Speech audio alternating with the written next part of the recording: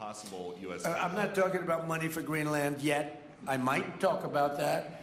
But right now, we are going to do something on Greenland, whether they like it or not, because if we don't do it, Russia or China will take over Greenland, and we're not going to have Russia or China as a neighbor. Okay?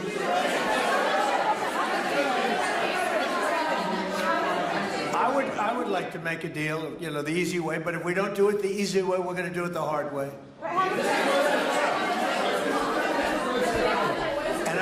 And by the way, I'm a fan of Denmark too. I have to tell you, and you know, they've been very nice to me. I'm a big fan, but you know, the fact that they had a boat land there 500 years ago doesn't mean that they own the land. I'm sure we had lots of boats go there also. But we need that because if you take a look outside of Greenland right now, there are Russian destroyers, there are Chinese destroyers and bigger, there are Russian submarines all over the place. We're not going to have Russia or China occupy Greenland, and that's what they're going to do if we don't. So we're going to be doing something with Greenland, either the nice way or the more difficult way. Please, go ahead, ma'am. On Greenland, Mr. President, why is it so important to you to own it when you have a military presence there, which you could expand to affect security? Because when we own it, we defend it. You don't defend leases the same way. You have to own it. And, you know, with a nation, look at what happened with Obama, with that horrible deal they made with Iran. It was a short-term deal. It was like a 9-year deal.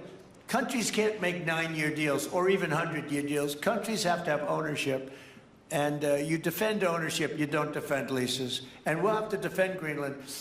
If we don't do it, China or Russia will. It's not going to happen. We are not going to have, and I like China, I like Russia, I love the people of China, I love the people of Russia.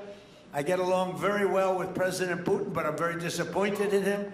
I get along very well with President Xi. I'm going to go over to China in April. But I don't want them as a neighbor in Greenland. Not going to happen. And by the way, and NATO's got to understand that.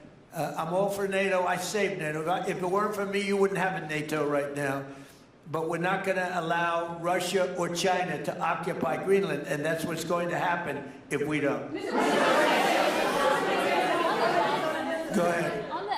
Report that came out today, Mr. President. One, can you respond to that? And two, it was an amazing report. The most amazing thing is government jobs are way down, and yet the unemployment or the employment numbers are very good. We've gotten rid of tremendous numbers of federal government jobs. Nobody's ever seen anything like it. And yet the employment numbers are very good. They're really getting better. But now we have all those people to work in the private sector for a lot more money. I think that's one of the very big things. The other thing is at 5.4%. And remember, this is after we had a shutdown. And that shutdown had an impact because the concept of the shutdown, even though it's before, people knew we were going to be shutting down. A lot of bad things happened.